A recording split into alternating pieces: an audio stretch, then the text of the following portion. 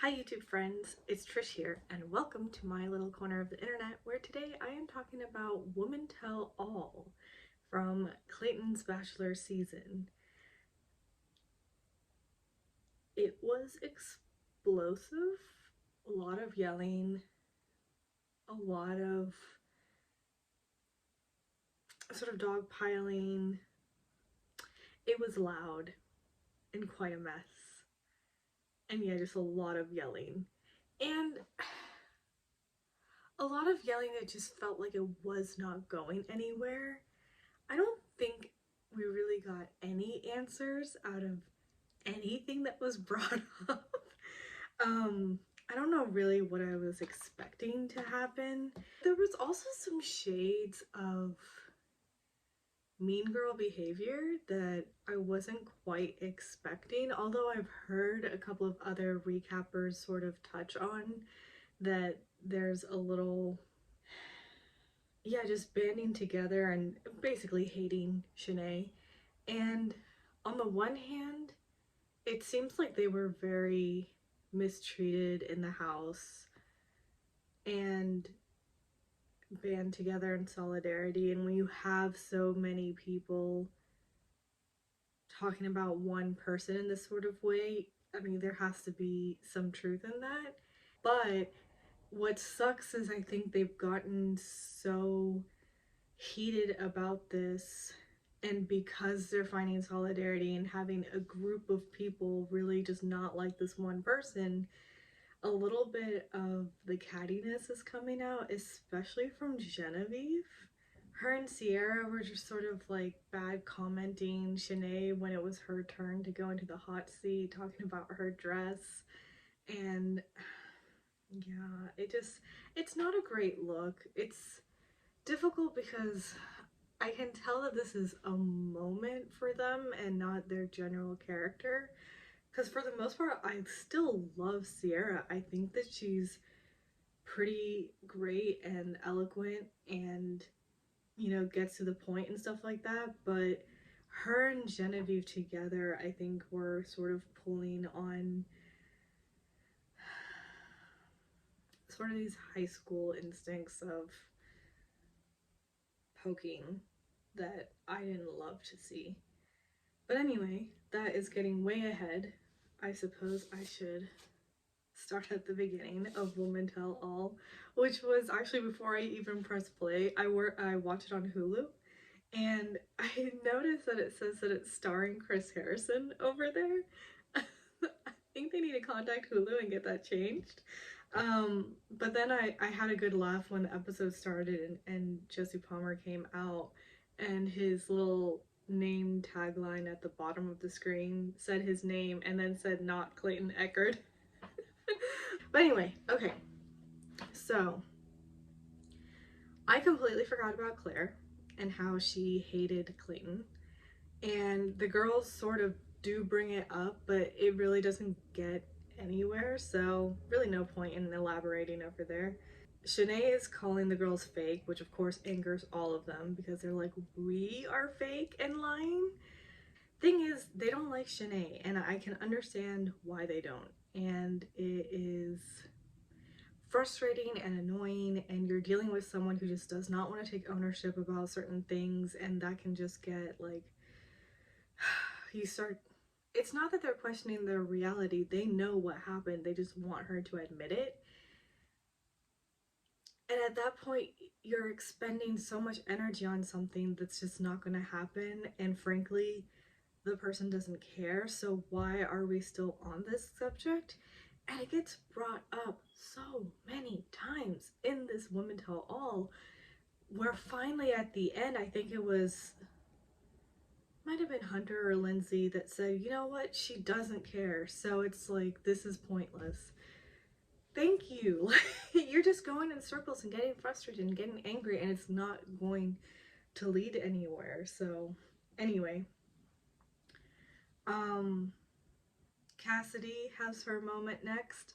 She is claiming that she's just a very forward individual, and that's why she was acting in that sort of way. And the women are like, it's not being forward, you were being disrespectful towards us. Sierra then talks to Cassidy, and she is saying that, oh yeah, because Cassidy and Sierra are talking about how Sierra talked to Clayton about her side piece, and all the girls are just like being upset about that until finally Hunter says that it's not even about the casual sex, because that's what Cassidy wanted to make it out to be, that all these people are upset at me because of casual sex, and I can't believe that we're still talking about this in this day and age. And Hunter's like, it's not about the casual sex. The whole point that all of us are upset about is that you had someone on the back burner, so to say. Like, you came into this with plans to meet up with someone after the show. So you're not coming onto the show actually trying to form a connection with Clayton and possibly marry him. I don't know. That was just a whole mess. And honestly, it didn't really even go anywhere, because then Kate is speaking up and says, I'm not even upset about the casual sex and stuff like that. I'm upset that you coached Shanae into being Frankenstein.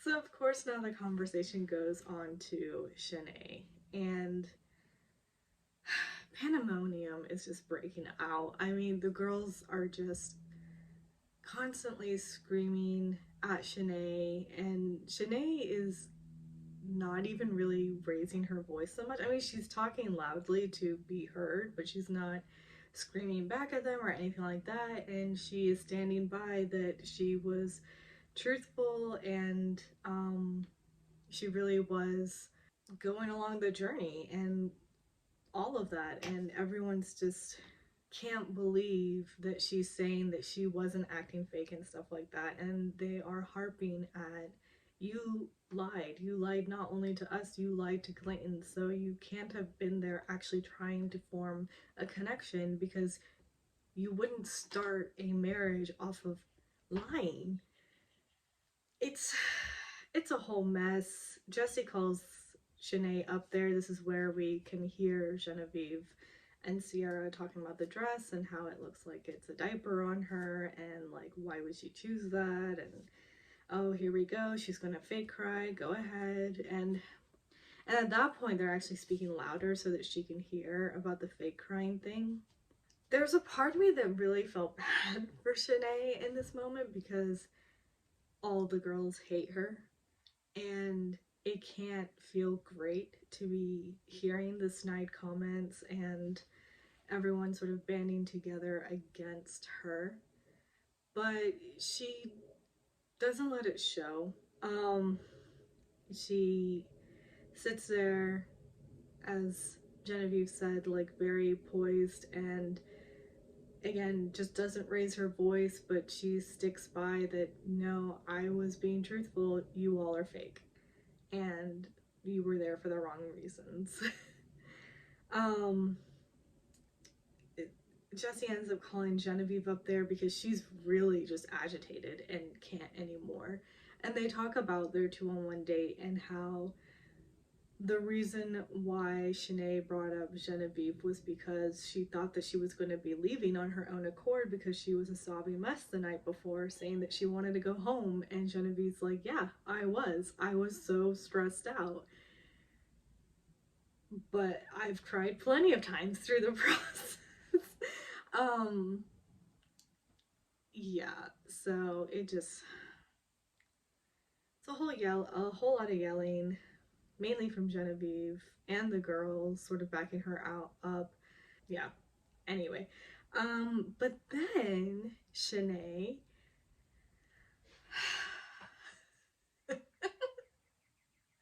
Shanae then is like, yeah, so after the 2-on-1 and I got eliminated and I went home and I grieved the relationship. I wasn't eating, I lost a lot of weight, and it was really strange to hear her talking like this, because did the relationship really mean anything like that to you, for you to have that sort of a reaction to that breakup? I don't think so. It did not seem so. I mean, so anyway, she's going on, she's talking like this. Genevieve's face is sort of priceless. She's just like, what? And then suddenly she rears it on Genevieve and says, and you went and started hanging out with Bachelor Nation and had sex with Aaron from Katie's season. And Genevieve's like mouth, her jaw just drops, her eyes are popping, and then she's just like, what the fuck?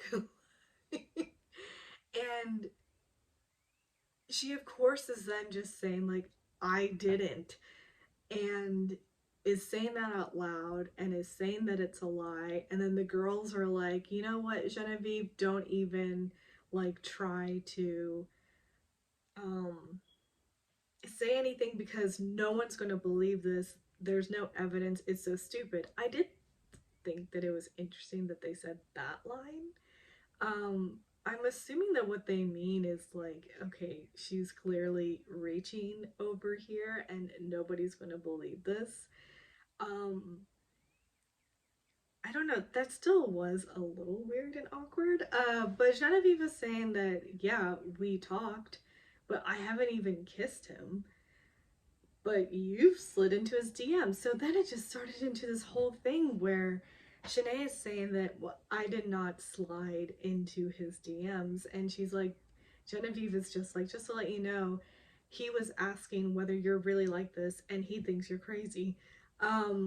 So still unclear on whether Shanae did slide into Aaron's DMs or Aaron sent the first message and they talked for a little bit. Unclear. But Genevieve was talking about how he showed her screenshots of their conversation and like Shanae had sent all these hearts and all this kind of stuff. I don't know. I don't know, guys. It's confusing. Anyway, okay, so moving on to Sarah and how all the girls hate Sarah. Um, they just feel like how she was talking about the connection that she had with Clayton made them feel like she was trying to be intimidating and make them feel insecure.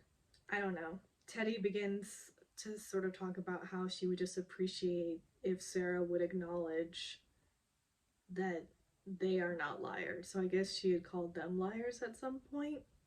Unclear, not sure. Um, but then Hunter is trying to clarify from Sarah and really get to the point of, did Clayton cry during your first one-on-one, yes or no? And it took a little bit of finagling, but finally they did get yes. He cried during our one-on-one, the first one. Um and they're like, okay. Like Hunter's just like, cool. Locking that information to the side, we'll ask Clayton when he comes out. Uh so then they move on to Teddy. I feel like we saw the ITMs of hers that I hadn't seen before because she has a moment where she's really giddy and sort of talking about how she really sees Clayton as the one and she's going to be getting engaged by the end of this, and I do not remember that from the show. I mean, maybe it happened and it just cleared out of my head because she, oh, like towards the end especially, just always felt so cool and keeping to herself and not standoffish, but like her guard was up, which I couldn't blame her for that, from having such a strong connection off the bat and then something feeling like it's ebbing away. I can totally see walls going up at that. So that's kind of how I thought things were going, but she was actually really falling for Clayton. But she does bring up and talk about how essentially she has issues with always feeling like she needs to be according to a certain way to deserve love. And she talks about how